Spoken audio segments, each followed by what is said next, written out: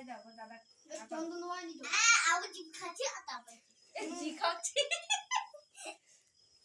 আর বুদাই না প্রদীপ নিভাতে হয় না আজকে এবার জয় দাদা একটু পায়ে দাও গালে হাত দিস কি হাত দিচ্ছিস কেন? হ্যাঁ ওই তো মোটে হয় না হয়েছে তো অনেক ভালো ওরা খাচ্ছে ওরা ঠিক খাওয়াচ্ছে আচ্ছা জল দাও এবার জল দাও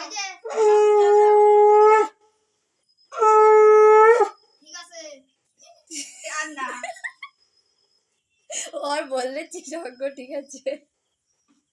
এবার কেক নিয়ে আসো ওগুলো তুলে ফেলো